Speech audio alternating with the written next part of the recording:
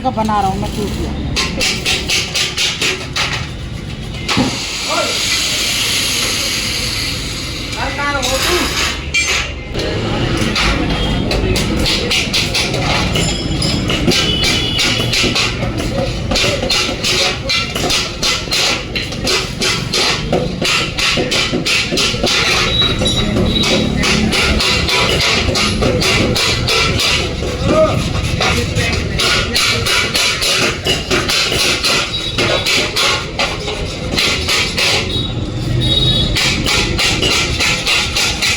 थोड़ा तो समय लगेगा बस,